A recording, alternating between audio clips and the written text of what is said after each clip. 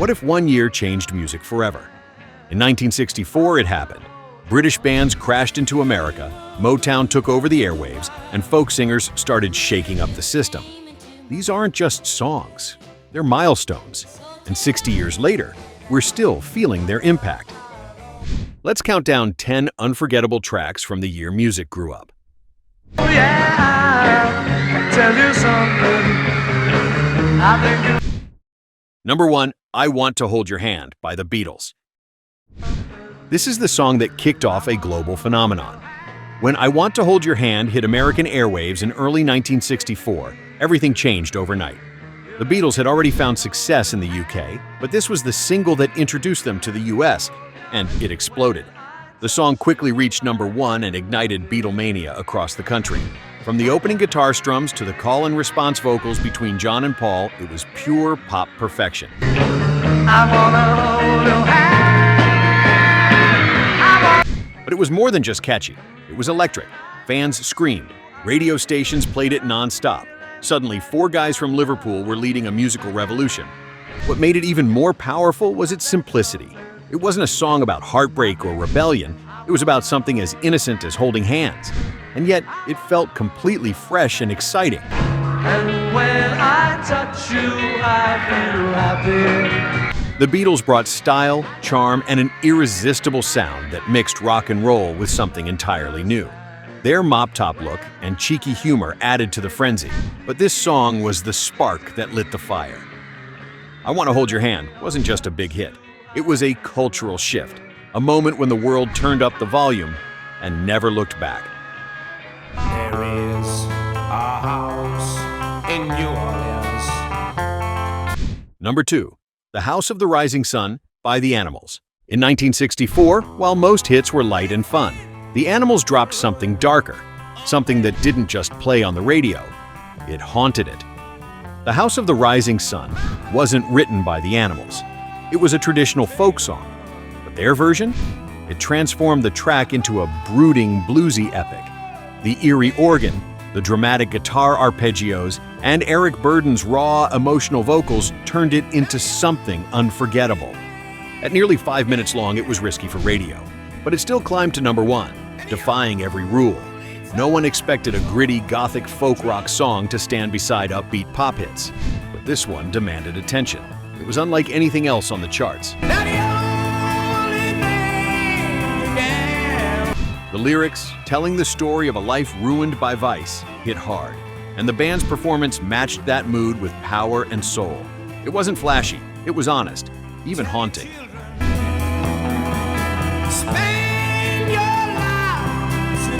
This song opened the door for deeper, moodier rock to follow.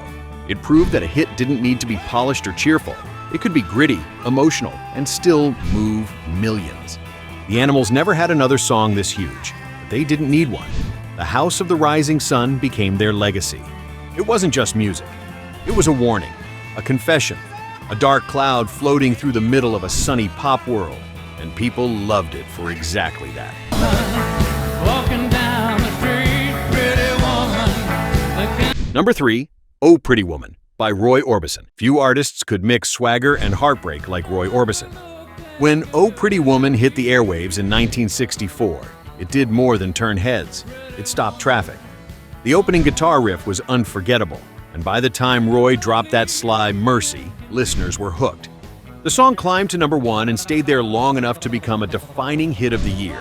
But what really made it stand out was Orbison himself. With his dark glasses, slick hair, and unmatched vocal range, he was unlike any other pop star at the time. Pretty Woman felt confident and catchy, but there was always a touch of loneliness underneath. True to Orbison's style, his voice went from low and smooth to soaring high notes in seconds, adding emotion and drama to every line. And that's the way it must be, okay. It wasn't just a song about beauty, it was about desire, vulnerability, and hope, all wrapped in one. The track had staying power too. It was later immortalized in the film Pretty Woman in 1990 and has remained a pop culture staple ever since. Covered by everyone from Van Halen to country stars, the song has lived many lives, but none more iconic than Orbison's original. With just one song, Roy Orbison reminded the world that rock and roll could still have a heart and a voice that could break it. You're trying hard not to show it. Number 4. You've Lost That Lovin' Feelin' by the Righteous Brothers. When You've Lost That Lovin' Feelin' hit radios in 1964, it didn't just stand out, it stood above everything else. Produced by Phil Spector using his famous wall of sound, the track felt massive. From the echoing piano to the sweeping strings, it was like hearing a romantic tragedy unfold in slow motion. Bill Medley's deep baritone and Bobby Hatfield's soaring vocals created a dramatic push and pull that gave the song its raw power. It reached number 1 and became one of the most played songs in radio history. Literally, no exaggeration. It holds a place in the record books for airplay. Down on my knees for you. The Righteous Brothers weren't actually brothers, but their chemistry was unmistakable. They sang like two halves of one heartbreak, and while they had other hits, none would ever match the impact of this one. The lyrics were bold for their time, direct, emotional, and almost painfully honest. Bring back that love and feeling. It wasn't about falling in love. It was about the slow, sad moment when you feel it slipping away. That kind of vulnerability was rare on the charts back then. You've Lost That Lovin' Feelin' didn't need a flashy hook. It had soul, depth, drama, and it tapped into something universal. 60 years later, it still hits like the final scene of a great movie. You don't just hear it, you feel it. Baby, don't leave me. Ooh, please don't leave me. Number 5. Where Did Our Love Go? By the Supremes. In 1964, the Supremes went from struggling singers to Motown royalty, thanks to this one irresistible song. Where Did Our Love Go was sleek, simple, and addictive. It marked the group's first number 1 hit and helped establish their signature sound: soft, sweet-led vocals from Diana Ross, perfectly blended harmonies, and that signature Motown beat that made your head nod and feet move. It didn't rely on big vocals or dramatic shifts. Instead, it was subtle, a quiet kind of heartbreak with tambourines, foot stomps, and shimmering simplicity. You were a perfect guy, but not.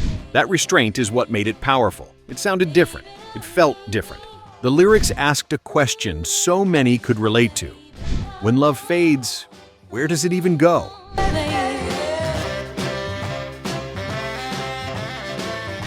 That gentle plea turned into an anthem that ruled the charts. Behind the scenes, the song was written and produced by the legendary Holland Dozier Holland team, and it became the first in a long line of hits for the Supremes, launching them into superstardom. Diana Ross's cool, almost detached delivery was a game changer. She didn't belt it, she glided through it, and that calm, controlled heartbreak became a new sound in soul and pop. Where Did Our Love Go didn't shout. It didn't need to. It whispered, and everyone listened.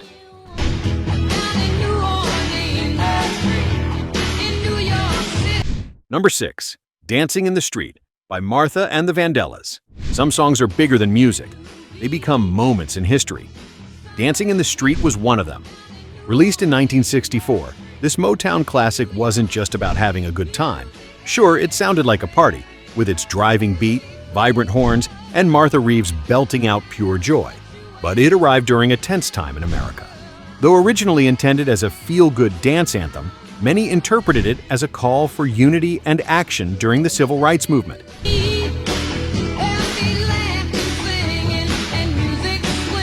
The lines about calling out around the world and people gathering in the streets hit differently when cities were filled with protests and marches.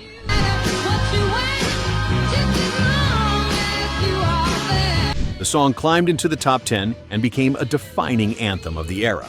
Martha Reeves' powerful voice gave it soul, urgency, and celebration all at once.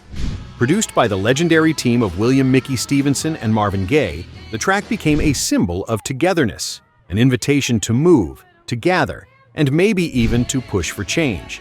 It was covered many times over the years, but no version ever matched the energy and spark of the original. Dancing in the Street didn't just play at parties, it played during history, and every time you hear it, it still makes you want to move. Because some songs don't fade, they march on.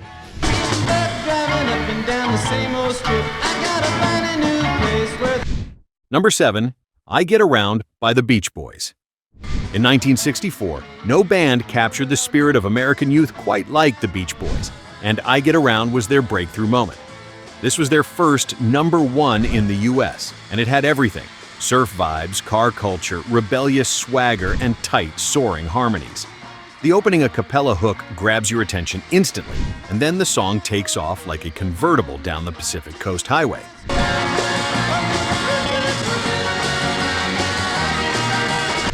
Brian Wilson crafted a complex arrangement beneath that breezy feel, shifting rhythms, layered vocals, and lyrics that danced between cool confidence and a hint of teen angst. It was fun, but also smart.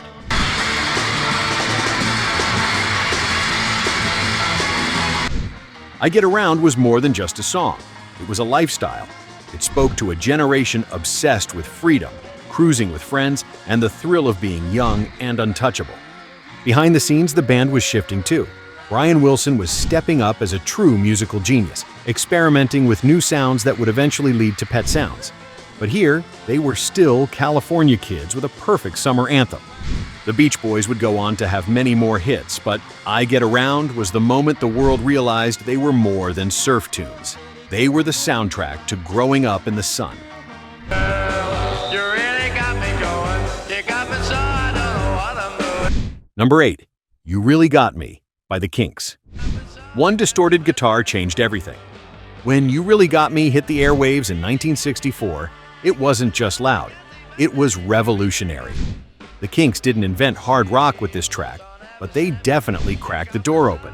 That raw, choppy guitar riff?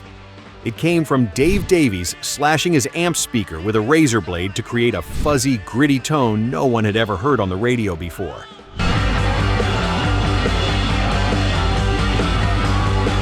That riff became the song's backbone, driving it to #1 in the UK and launching it into the US top 10.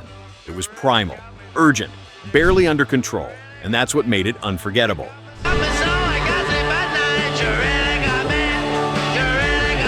Ray Davies' vocal delivery matched the guitar's punch, aggressive, direct, and slightly unhinged. The track was short, repetitive, and full of power. No frills, just force. You Really Got Me would inspire bands like The Who, Van Halen, who famously covered it, and even early punk artists. It didn't just bend the rules, it bulldozed right through them.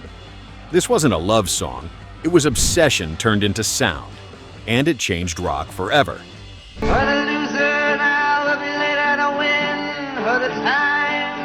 Number 9, The Times They Are A-Changin' by Bob Dylan. Bob Dylan didn't need a full band or flashy production to shake the world. Just a guitar, a harmonica, and words that cut like truth. Released in early 1964, The Times They Are A-Changin' became an instant anthem for a generation on the brink. It wasn't just a protest song, it was a warning, a prophecy, and a challenge all in one.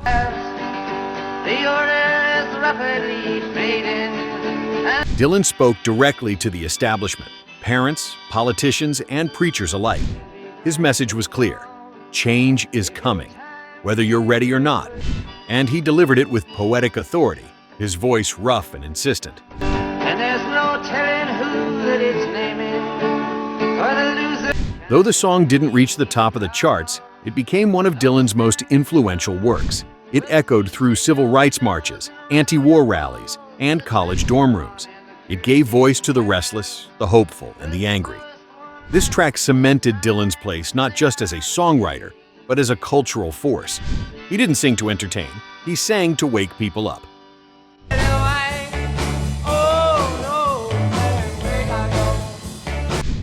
Number 10, Louie Louie by the Kingsmen. It was messy, it was mumbled, it was magic. Louie Louie wasn't recorded in a fancy studio or performed by polished pros. The Kingsmen were just a garage band from Oregon when they stepped into a tiny studio in 1963 and accidentally made history. Released in 1964, their rough, rowdy take on Richard Berry's 1950s R&B song became a smash hit.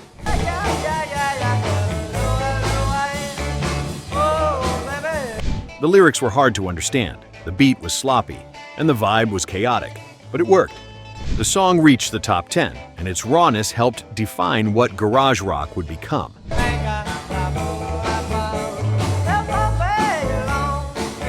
Rumors swirled that the lyrics were obscene. They weren't, which only made teens love it more. The FBI even investigated the song, trying to find something scandalous in the noise. There was nothing to find, just the sound of pure, unfiltered rock energy. Louie Louie proved you didn't need to be perfect.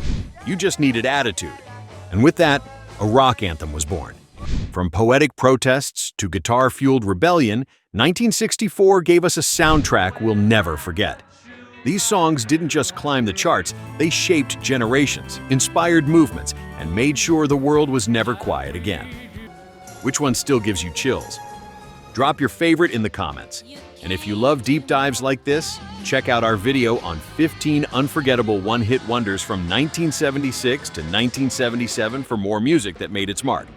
Until next time, stay classic, stay curious, and keep the record spinning.